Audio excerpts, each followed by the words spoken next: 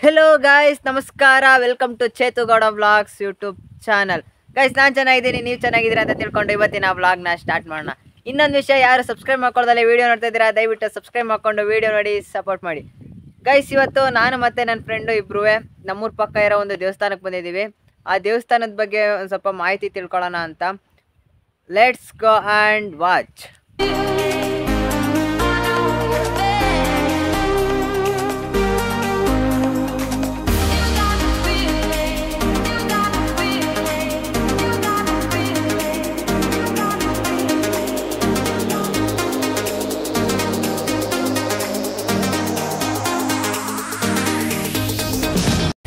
Guys, final ಆಗಿ ದೇವಸ್ಥಾನದ ಹತ್ರ ನಾನು ಮತ್ತು ನನ್ನ ಫ್ರೆಂಡ್ ಇಬ್ಬರು ರೀಚ್ ಆಗಿದ್ದೀವಿ. ಇವಾಗ ದೇವಸ್ಥಾನ ನೋಡಿಕ್ಕೆ ಹೋಗೋಣ, ಬನ್ನಿ ಗೈಸ್.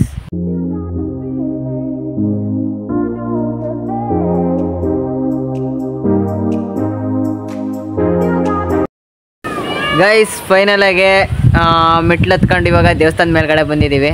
ನೋಡಿ ಗೈಸ್, ದೇವಸ್ಥಾನದ ಮೇಲ್ಗಡೆ ಈ ಥರ ಕಾಣಿಸುತ್ತೆ.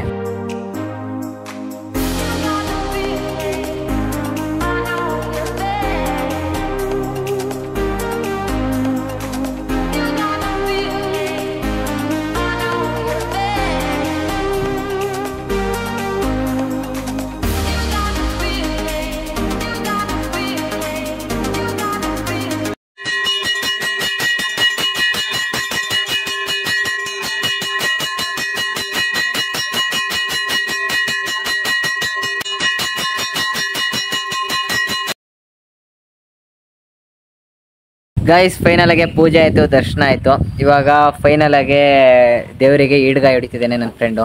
ನೋಡಿ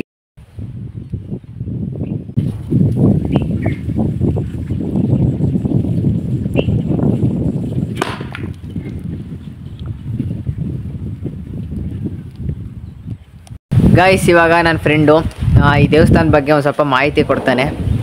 ಅವನ ಜೊತೆನೇ ಕೇಳೋಣ ಬನ್ನಿ. ಗೈಸ್, ಇವನೇ ನೋಡಿ ನನ್ನ ಫ್ರೆಂಡು. ಇವಾಗ ಈ ದೇವಸ್ಥಾನದ ಬಗ್ಗೆ ಚರಿತ್ರೆ ಹೇಳ್ತಾನೆ, ಯಾವ ಥರ ಹೇಳ್ತಾನೆ ಅಂತ ಇವನ್ ಬಾಯಿಂದಾನೆ ಕೇಳೋಣ. ನಮಸ್ತೆ ಫ್ರೆಂಡ್ಸ್. ಈ ಶ್ರೀ ವೇಣುಗೋಪಾಲ ಸ್ವಾಮಿ ದೇವಸ್ಥಾನ ಬಂದ್ಬಿಟ್ಟು ಗಣಸಿ ಹೋಬಳಿ, ಅರಸೀಕೆರೆ ತಾಲೂಕು, ಹಾಸನ ಜಿಲ್ಲೆ. ಗ್ರಾಮದ ಹೆಸರು ಬಂದು ಕುನ್ನಿ ಅಂತಕ್ಕಂತಹ ಗ್ರಾಮ. ಈ ದೇವಸ್ಥಾನ ಈಗಿಂದಲ್ಲ, ತುಂಬಾ ವರ್ಷಗಳಂತಹ ಪುರಾತನವಾದಂತಹ ಇತಿಹಾಸ ಉಂಟು ಈ ದೇವಸ್ಥಾನಕ್ಕೆ. ಯಾಕಪ್ಪ ಅಂತ ಹೇಳಿದ್ರೆ ನಮ್ಮ ತಾತ ಮುತ್ತಾತ ಅವರ ಅಪ್ಪನ ಕಾಲದಿಂದಲೂ ಕೂಡ ಈ ದೇವಸ್ಥಾನಕ್ಕೆ ಇತಿಹಾಸ ಉಂಟು. ಹೇಗಪ್ಪ ಈ ದೇವಸ್ಥಾನ ಇದಾಯ್ತು, ಇಲ್ಲಿ ಹೇಗೆ ಶ್ರೀಕೃಷ್ಣ ನೆಲೆಸಿದ್ರು ಅಂತಕ್ಕಂತಹ ಕಥೆ ಹೆಂಗೆ ಸೃಷ್ಟಿ ಆಯ್ತಪ್ಪ ಅಂತ ಹೇಳಿದ್ರೆ, ಇಲ್ಲಿ ಈ ಕುಡ್ಕುಂದಿ ಎಂಬತಕ್ಕಂತಹ ಗ್ರಾಮದಲ್ಲಿ ಒಬ್ಬ ಗೌಡ ಇದ್ದಂತೆ. ಅವನ ದೊಡ್ಡಿಯಲ್ಲಿ ತುಂಬಾ ಹಸುಗಳಿದ್ವಂತೆ. ಅವು ಒಂದು ವರ್ಷ ಬರ ಬಂತಂತೆ. ಅವ್ರ ಜಮೀನಲ್ಲಿ ಇದ್ದಂತಹ ಮೇವೆಲ್ಲ ಖಾಲಿ ಆದ್ಮೇಲೆ ಏನ್ ಮಾಡಿದಂತೆ, ಇಲ್ಲಿ ಇದ್ದದ್ದೆಲ್ಲ ಕಾಡು ಪ್ರದೇಶ. ಈ ಪ್ರದೇಶ ಬಂದು ಕಾಡಿನ ಪ್ರದೇಶ. ಇವಾಗ ಜನಸಂಖ್ಯೆ ಜಾಸ್ತಿ ಆಗಿರೋದ್ರಿಂದ ಇಲ್ಲಿ ಜಮೀನು ಮನೆಗಳನ್ನ ಎಲ್ಲಾನು ಮಾಡ್ಕೊಂಡಿದ್ದಾರೆ. ಆದ್ರಿಂದ ಇಲ್ಲಿ ದನ ಮೆಸಲಿಕೆ ಅಂತ ಬರೋರಂತೆ. ಬರ ಬಂದಾಗ ಇನ್ನೇನ್ ಮಾಡ್ತಾರೆ, ಎಲ್ಲೂ ಕೂಡ ಮೇವು ಆಹಾಕಾರ, ದನಿಗೆ ಮತ್ತೆ ಮನುಷ್ಯರಿಗೆ ಎಲ್ಲರಿಗೂ ಕೂಡ ಆಹಾರ ಬಂದಾಗ ಇಲ್ಲಿ ದನ ಮೆಸಲಿಕೆ ಅಂತ ಬಂದಿದ್ರಂತೆ. ದನ ಮೆಸಲಿಕೆ ಅಂತ ಬಂದಾಗ ಎಲ್ಲ ಹಸುಗಳು ಕೂಡ ಹಾಲು ಕೊಡ್ತದಂತೆ. ಗಲಗೋಡಕ್ಕೆ ಅದಕ್ಕೆ ಒಂದು ಹಸು ಕರ ಹಾಕ್ತಂತೆ. ಆ ಕರ ಹಾಕಿದ ಹಸು ಒಂದು ತಿಂಗಳಾದ್ರೂ ಹಾಲೇ ಕೊಡ್ತಿರ್ಲಿಲ್ವಂತೆ. ಮನೆಗೆ ಹೋಗಿ ಹಾಲು ಕರಿಯಕ್ಕೆ ಹೋದ್ರೆ ಎತ್ತಿ ಜಾಡ್ಸಿ ಬಂದೇ ಬಿಡೋದಂತೆ. ಅವಾಗ ಗೌಡ್ರು ಏನ್ ಮಾಡಿದ್ರಂತೆ, ಬಲ್ಲ ಇದ್ದಂತಲ್ಲ ದನ ಕೈಯವನು, ಅವನು ಕೇಳಿದ್ರಂತೆ, ಇಲ್ಲ ಬಲ್ಲ, ಎಲ್ಲಪ್ಪ ಹೊಸ ಎಲ್ಲ ಹಾಲೆ ಕೊಡ್ತಿಲ್ಲ, ಇದು ಯಾಕಪ್ಪ, ಏನ್ ಮಾಡ್ತಾ ಇದೀವ ನೀನು ಅಂತ ಕೇಳಿದಾಗ ಅವನು ಹೇಳಿದಂತೆ, ಸ್ವಾಮಿ ನನಗೇನು ಗೊತ್ತಿಲ್ಲ ಸ್ವಾಮಿ, ನಾನು ಮೇಷೋಪವರಂತಹ ಜವಾಬ್ದಾರಿ ಕೊಟ್ಟಿದ್ರಲ್ಲ, ಆ ಜವಾಬ್ದಾರಿನ ನಾನು ಮಾಡ್ತೀನಿ ಅಂತ ಹೇಳಿದಂತೆ. ಅದಕ್ಕೆ ಈ ಬಲ್ಲ ಸುಳ್ಳು ಹೇಳ್ತಾವನಲ್ಲ ಅಂತ ಹೇಳ್ಬಿಟ್ಟು ಗೌಡ ಏನ್ ಮಾಡಿದಂತೆ, ಆ ಬಲ್ಲ ನಿಂದನೇ ಫಾಲೋ ಮಾಡ್ಕೊಂಡು ಹೋದಂತೆ. ಹಿಂಪಾಲಿಸ್ಕೊಂಡು ಹೋದಾಗ ಹೊಸ ಏನ್ ಮಾಡ್ತಂತೆ, ಮೇಯ್ತಂತೆ. ಮೇಯತಕ್ಕ ಎಲ್ಲ ಕುಚ್ಚಿ ಮರಲ್ಲಿ ನಿಂತ್ಕೊಂಡು ಗೌಡ್ರು ನೋಡ್ತಿದ್ರಂತೆ. ಮೇಯ್ತಂತೆ. ಈ ಬೆಟ್ಟದ ಮೇಲೆ ಮೆಳವಳಿಕೆ ಬಂದಂತೆ. ಮೆಳವಳಿಗೆ ಬಂದ್ಬಿಟ್ಟು ಗೋರಿಕಲ್ ಮೇಲೆ ಹಾಲನ್ನ ಸುರಿಸ್ತಂತೆ.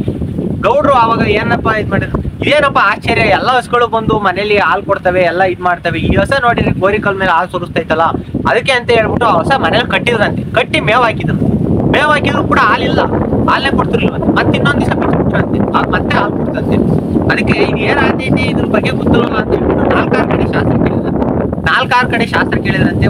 ಶಾಸ್ತ್ರದಲ್ಲೆಲ್ಲ ಬಂದದ್ದು ಒಂದೇ, ಮೂರ್ನಾಮದ್ದು ಒಂದು ದೇವ್ರನ್ನು ಆಶೀರ್ವಾದ ಇದಕ್ಕಾಗಿದೆ ಅಂತ 3-4 ಕಡೆ ಶಾಸ್ತ್ರ ಬಂದಿದೆ.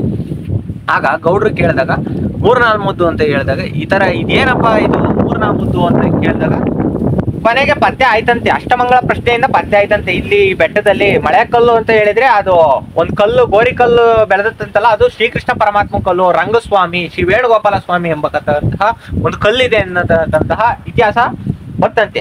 ಅವಾಗ್ಲಿಂದ ಈ ಕುಡ್ಕುಂದಿ ಗ್ರಾಮದಲ್ಲಿ ಒಂದು ಮಣ್ಣಿನ ಗುಡಿಯನ್ನ ಈ ಗುಡ್ಡದ ಮೇಲೆ ಕಟ್ಟಿದ್ರೆ. ಮೊದ್ಲು ಇಲ್ಲೆಲ್ಲ ಮಳೆ ಪ್ರದೇಶ ಆಗಿತ್ತು ಫುಲ್ಲು. ಯಾಕ ತರ ಅಂತ ಹೇಳಿದ್ರೆ ಇಲ್ಲಿ ಒಬ್ಬೊಬ್ರು ಬರೋಕ್ಕೂ ಕೂಡ ತುಂಬಾ ಎದುರ್ತಿದ್ರು. ಇವಾಗ ಕೂಡ ರೋಡ್ ವೇ ಬರೋದಕ್ಕೆ ಚೆನ್ನಾಗಿದೆ ಇಲ್ಲಿ ಜಾಗ.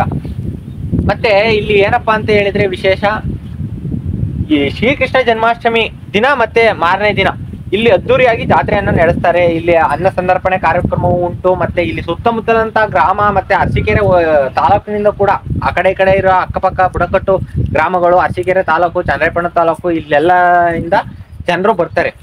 ಈ ಸ್ವಾಮಿ ಅಗಾಧವಾದಂತಹ ಭಕ್ತಾದಿಗಳನ್ನ ಹೊಂದಿದ್ದಾರೆ. ಇಲ್ಲಿ ತಮ್ಮ ಮನುಷ್ಯರಿಗಾಗಿ ಬರ್ತಾರೆ ಅನ್ನೋದಕ್ಕಿಂತ ಇಲ್ಲಿ ದನ ಕರಿಗಾಗಿ ಬರ್ತಾರೆ. ದನ ಕರು ಹಸು ಕರ ಹಾಕಿದ್ರೆ ಅದ್ರ ಗಿಣ್ಣ ತಗೊಂಡೋ, ಇಲ್ಲಾಂದ್ರೆ ಬೆಣ್ಣೆ ತಗೊಂಡೋ, ಇಲ್ಲ ಹಣ್ಣು ತುಪ್ಪ ಮಾಡ್ಸೋಕೋ ಇಲ್ಲಿ ಬರ್ತಾರೆ.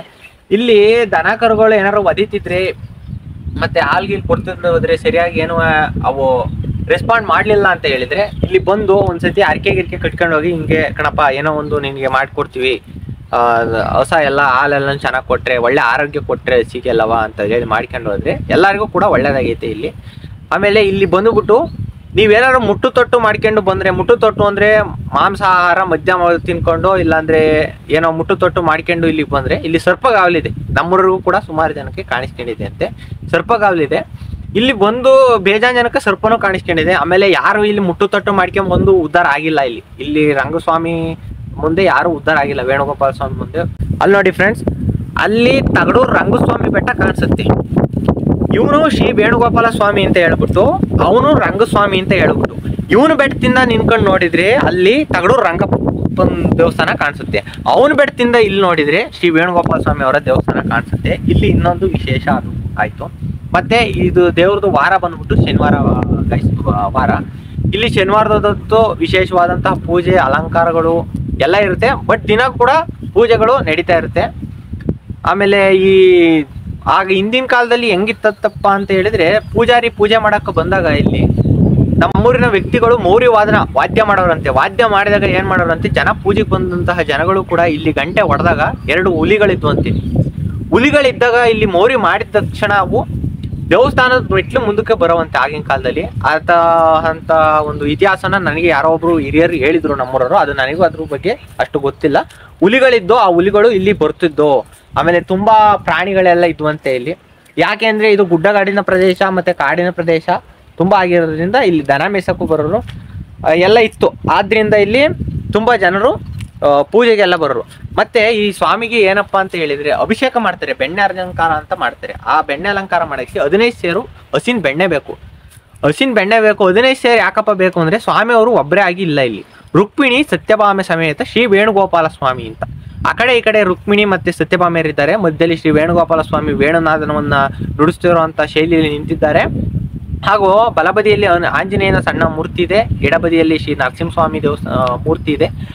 ಇನ್ನು ದ್ವಾರಪಾಲಕರಾಗಿ ಜಯ ವಿಜಯರೆಂಬ ಇಬ್ರು ಪಾಲಕರು ಇದ್ದಾರೆ. ಇಲ್ಲಿ ಬೆಣ್ಣೆ ಅಲಂಕಾರ ಮಾಡಿದ್ರೆ ಎಲ್ಲರಿಗೂ ಕೂಡ ಮಾಡ್ತಾರೆ. 15 ಸೇರು ಹಸಿನ ಬೆಣ್ಣೆ ಇಲ್ಲಿ ವಿಶೇಷವಾಗಿ ಮಾಡಿಸ್ತಾರೆ.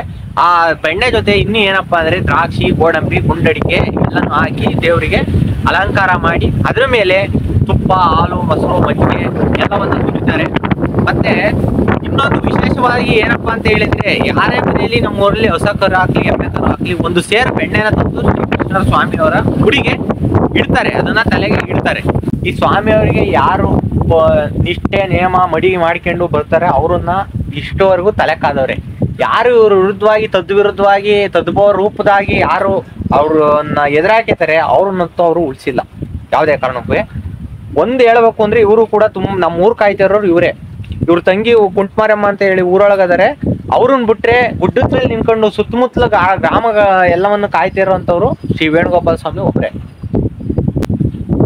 ಇವಾಗ ಈ ದೇವಸ್ಥಾನದ ಏನಾದ್ರು ಜಾತ್ರೆ ಏನಾದ್ರು ಯಾವ ಟೈಮಲ್ಲಿ ಮಾಡ್ತಾರೆ, ಏನಾದ್ರು ಇದೆಯಾ? ಕೃಷ್ಣ ಜನ್ಮಾಷ್ಟಮಿ ಟೈಮ್, ಕೃಷ್ಣ ಜನ್ಮಾಷ್ಟಮಿ ದಿನ ಮತ್ತೆ ಮಾರನೇ ದಿನ ತುಂಬಾ ವಿಜೃಂಭಣೆಯಿಂದಾಗಿ ಮಾಡ್ತಾರೆ. ದೀಪಾಲಂಕಾರಗಳು, ಸಿಡಿಮದ್ದು, ಆಮೇಲೆ ಊರೊಳಗಿರುವಂತ ಉತ್ಸವ ಮೂರ್ತಿಯನ್ನ ವರ್ಷಕ್ಕೆ ಒಂದೇ ಬಾರಿ ಇಲ್ಲಿಗೆ ತಗೊಂಡು ವೇಣುಗೋಪಾಲ ಸ್ವಾಮಿ ಉತ್ಸವ ಮೂರ್ತಿ ಕೂಡ ಉಂಟು. ಆಮೇಲೆ ಅವ್ರ ತಂಗಿಯರಾದಂತ ಕುಮಾರಮ್ಮ ದೇವಮ್ಮ ಇಬ್ರು ತಂದು ತುಂಬಾ ಸೋಮನ ಕುಣಿತ ಅಂತ ಇಂತ ಕಲಾವಿದರನ್ನು ಕರೆಸಿ ಎಲ್ಲ ಮಾಡಿ ಇಲ್ಲಿ ರಸಮಂಜರಿ ಕಾರ್ಯಕ್ರಮಗಳನ್ನು ಕೂಡ ಇಟ್ಟು ಅನ್ನ ಸಂತರ್ಪಣಾ ಕಾರ್ಯಕ್ರಮ 2 ದಿನ ಕೂಡ ಇರುತ್ತೆ. ಅನ್ನ ಸಂತರ್ಪಣಾ ಅಂದ್ರೆ ಇಲ್ಲಿ ವಿಶೇಷ, ಇಲ್ಲಿ ಊರಿನವ್ರು ಸೇರ್ಕೊಂಡು ಅನ್ನ ಸಂತರ್ಪಣೆ ಮಾಡ್ತಾರೆ ಅನ್ನೋದಕ್ಕಿಂತ ಭಕ್ತಾದಿಗಳು ಒಂದೊಂದು ಪದಾರ್ಥವನ್ನ ಮಾಡಿಸೋದು ಉಂಟು. ಒಬ್ರು ಬೂಂದಿ, ಲಾಡು, ಕೀರು ಈ ತರವಾದಂತ ಮಾಡಿಸೋದು ಉಂಟು. ತುಂಬಾ ವಿಜೃಂಭಣೆ. ಇದು ಒಂದು ಊರಿಗೆ ಸೀಮಿತವಾದಂತಹ ದೇವಸ್ಥಾನ ಅಲ್ಲ, ತುಂಬಾ ಊರಿಗೆ ಸೀಮಿತವಾದಂತಹ ದೇವಸ್ಥಾನ. ತುಂಬಾ ಪರಿಣಿತಿ ಹೊಂದಿದೆ, ತುಂಬಾ ದೃಷ್ಟಿಕೋನವೂ ಉಂಟು ಈ ದೇವಸ್ಥಾನಕ್ಕೆ. ಇಲ್ಲಿ ಸುತ್ತಮುತ್ತ ಎಲ್ಲೂ ಶ್ರೀಕೃಷ್ಣ ವೇಣುಗೋಪಾಲ ಸ್ವಾಮಿ ದೇವಸ್ಥಾನ ಅಂಬತಕ್ಕಂಥದ್ದಿಲ್ಲ. ಹಾಸನದಿಂದಲೂ ಕೂಡ ಜಾತ್ರೆಗೆ ಇಲ್ಲಿಗೆ ಜನ ಬರ್ತಾರೆ. ಹಾಸನ, ಸಕಲೇಶಪುರ, ಅರ್ಕಲಗೂಡು, ಚನ್ನರಾಯಪಟ್ಟಣ, ಹೊಳೆನರಸೀಪುರ ತುಂಬಾ ಕಡೆಯಿಂದ ಬರ್ತಾರೆ. ಇಲ್ಲಿ ಇನ್ನೊಂದೇನಪ್ಪ ಅಂತ ಹೇಳಿದ್ರೆ, ಜಾತ್ರೆ ಯಾಕೆ ಮೆರಗನ್ನ ಕಾಣುತ್ತೆ ಅಂದ್ರೆ, ಊರಲ್ಲಿಂದ ಹೋಗಿರೋಂಥ ಹೆಣ್ಮಕ್ಳು, ಬೆಂಗಳೂರಲ್ಲಿ ಇದ್ದವರು, ಓದಕ್ ಹೋಗಿದ್ದವರು ಎಲ್ಲ ಇಲ್ಲಿಗೆ ಜಾತ್ರೆಗೆ ಬರ್ತಾರೆ. ಅದು ಏನಪ್ಪಾ ಅಂದ್ರೆ ತುಂಬಾ ಜನದಟ್ಟಣೆಯನ್ನ ಮಾಡುತ್ತೆ ನಮ್ಮೂರು ಜಾತ್ರೆ. ಇದು ಶ್ರಾವಣದಲ್ಲಿ ಕೃಷ್ಣ ಜನ್ಮಾಷ್ಟಮಿಯಲ್ಲಿ ಬರುತ್ತೆ. ಈ ಕ್ಷೇತ್ರಕ್ಕೆ ಇದುವರೆಗೂ ಕೂಡ ಸಾವಿರಾರು ಮಂದಿ ಬಂದಿದ್ದಾರೆ. ವೀಕ್ಷಕರು ಯಾರು ಬಂದಿಲ್ಲ ಅವರು ದಯವಿಟ್ಟು ಬನ್ನಿ, ನೋಡಿ ನಿಮ್ಮ ಮನಸ್ಸಿಗೆ ಹೆಂಗ ಅನ್ಸುತ್ತೆ. ತುಂಬಾ ವಿಶ್ರಾಂತಿ ಕೂಡ ಉಂಟು. ಅದು ಮತ್ತೆ ಸ್ವಾಮಿಯವರು ನೀವು ಕೇಳಿದ್ದನ್ನ ಕರುಣಿಸುವಂತಹ ಕರುಣಮಯಿಯಾಗಿದ್ದಾರೆ. ಇವರು ಏನಪ್ಪಾ ಅಂತ ಹೇಳಿದ್ರೆ, ನೀವು ಬೇಡದನ್ನ ನೀವು ಬಂದು ಈ ಸ್ಥಳದಲ್ಲಿ ಒಂದ್ಸತಿ ಬೇಡಿದ್ರೆ ಮತ್ತೆ ಅದನ್ನ ಆಗಲ್ಲ ಅನ್ನೋಂತಕ್ಕಂಥ ಮಾತೆ ಎಲ್ಲ ಏನೇ ಆಗಿರ್ಬೋದು. ಆದ್ರೆ ನೀವು ಬರೋದಾದ್ರೆ ಶನಿವಾರದಂತೂ ಜಾಸ್ತಿ ಬನ್ನಿ. ಶನಿವಾರ ಆದ್ಮೇಲೆ ಮತ್ತೆ ಶ್ರೀಕೃಷ್ಣಾಷ್ಟಮಿ ದಿನ ಅಥವಾ ಅದ್ರ ಕಳೆದ ಮಾರನೇ ದಿನ ಬನ್ನಿ. ತುಂಬಾ ವಿಜೃಂಭಣೆಯಿಂದ ಜಾತ್ರೆಯನ್ನ ಮಾಡ್ತೇವೆ, ಎಲ್ಲವನ್ನ ಮಾಡ್ತೇವೆ. ಊರಿನಲ್ಲಿ ಕೂಡ ಒಂದು ಉತ್ಸವದ ರೀತಿ, ಒಂದು ಹಬ್ಬದ ರೀತಿ ಸೃಷ್ಟಿ ಆಗುತ್ತೆ ನಮ್ಮೂರಲ್ಲೂ ಕೂಡ. ಅಷ್ಟು ಚೆನ್ನಾಗಿರುತ್ತೆ ಫ್ರೆಂಡ್ಸ್. ಇದನ್ನ ನೋಡ್ತಾ ಇರೋಂಥ ವೀಕ್ಷಕರಿಗೆ ಎಲ್ಲರಿಗೂ ಕೂಡ ವೇಣುಗೋಪಾಲ ಸ್ವಾಮಿ ಅವರು ಒಳ್ಳೇದ್ ಮಾಡ್ಲಿ, ಒಳ್ಳೆ ವಿದ್ಯೆ, ಬುದ್ಧಿ, ಅಂತಸ್ತು, ಐಶ್ವರ್ಯ, ಆರೋಗ್ಯವನ್ನು ಕೊಟ್ಟು ಎಲ್ಲರಿಗೂ ಕೂಡ ಅಭಿವೃದ್ಧಿ ಮಾಡ್ಲಿ. ನೀವು ಕೂಡ ಒಂದು ಬಾರಿ ಬಂದು ಈ ಕ್ಷೇತ್ರವನ್ನ ವೀಕ್ಷಣೆ ಮಾಡಿ ಹೋಗ್ಬೇಕು. ಯಾಕಪ್ಪ ಅಂತ ಹೇಳಿದ್ರೆ, ಈ ಕ್ಷೇತ್ರಕ್ಕೆ ಬಂದ್ರೆ ಒಂದು ನೆಮ್ಮದಿ ಹಾಗೂ ಒಂದು ಸಂತೋಷ, ಒಂದು ಇದು ಭಾವ ಆಗುತ್ತೆ. ಈ ಕ್ಷೇತ್ರದಲ್ಲಿ ಇನ್ನೊಂದು ಏನಪ್ಪಾ ಮೇಯ್ನು ಅಂತ ಹೇಳಿದ್ರೆ, ದನ ಕರುಗಳು, ಗೋಗಳು, ರಾಸುಗಳು ಅವು ಏನು ಮೇವು ತಿನ್ನೋದಾಗಿರ್ಬೋದು, ಸರಿಯಾಗಿ ಮೇವು ತಿಂತ ಇರಲ್ಲ ಅನ್ನಿರ್ಬೋದು, ಹಾಲು ಕೊಡದೇ ಆಗಿರ್ಬೋದು, ಅಥವಾ ಅವು ಜಾಸ್ತಿ ಹೊಲಿಬೋದು ಹಾಲು ಕರಿಯಕ್ ಹೋದಾಗ ಅಂತ. ಹಂಗಾದಾಗ ಸ್ವಾಮಿ ಹತ್ರ ಬಂದು ಹೋಗಿ ಹಿಂಗೆ ನಮ್ಮ ಹೊಸ ಹಿಂಗ ಆಯ್ತೈತ್ ಕಣಪ್ಪ ಅಂತ ಮೊರೆ ಇಡಿ, ಏನಾರು ಒಂದು ಅರ್ಕೆ ಮಾಡ್ಕೊಂಡು ಹೋಗಿ ಇನ್ನೊಂದ್ಸತಿ ಬತ್ತೀವಿ ಕಣಪ್ಪ ಅಂತ ಹೇಳಿ, ಆಗ ಆಟೋಮೆಟಿಕಲಿ ಸರಿ ಆಗುತ್ತೆ. ಆಮೇಲೆ ಈ ಕ್ಷೇತ್ರದಲ್ಲಿ ಯಾವುದಕ್ಕೆ ಕೂಡ ದುಡ್ಡು ಕಾಸು ಏನು ಕೂಡ ಇಲ್ಲಿ ಇದು ಮಾಡಲ್ಲ. ಇನ್ನೊಂದು ಮೈ ಮೇಲೆ ದೇವ್ರು ಬರೋದು ಅನ್ನತಕ್ಕಂಥದ್ದು ಇಲ್ಲಿ ಇಲ್ವೇ ಇಲ್ಲ. ಮೂಢನಂಬಿಕೆಗಳು, ಅಪನಂಬಿಕೆಗಳು ಇಲ್ಲಿಲ್ಲ. ಏನಿದೆ ಅದನ್ನ ಡೈರೆಕ್ಟ್ ಆಗಿ ನೀವೇ ನೋಡ್ಕೊಂಡು ಹೋಗಿ, ಅದು ನಿಮಗೆ ಅನುಭವ ಆದಾಗ ನೀವೇ ಹೇಳಿ, ಇನ್ನೂ ಕೆಲವು ಜನರಿಗೆ ಹೇಳಿ, ಈ ತರ ಇದೆ, ಇಲ್ಲಿ ಒಂದು ಕೃಷ್ಣಸ್ವಾಮಿ ದೇವಸ್ಥಾನ ಇದೆ, ವೇಣುಗೋಪಾಲ ಸ್ವಾಮಿದು ಜಾತ್ರೆ ನಡೀತೆ ಅಂತ ಹೇಳಿ. ಇದು ಕೂಡ, ಈ ಕ್ಷೇತ್ರ ಕೂಡ ತುಂಬಾ ಪ್ರಸಿದ್ಧಿಯನ್ನ ಪಡೆದಿದೆ, ಮುಂದೆ ಪಡೆಯುತ್ತೆ. ಗಾಯ್ಸ್, ನನ್ನ ಫ್ರೆಂಡ್ ಹೇಳಿದ್ನಲ್ಲ, ಇದನ್ನ ಇಷ್ಟವರೆಗೂ ಕೇಳಿಸ್ಕೊಂಡಿದ್ದೀರಾ ಅಂತ ಅನ್ಕೊಂಡಿದ್ದೀನಿ. ಇದೇ ತರಹದ ಹೆಚ್ಚಿನ ವಿಡಿಯೋಗಳು ಬೇಕು ಅಂದ್ರೆ ಕಮೆಂಟ್ ಮಾಡಿ.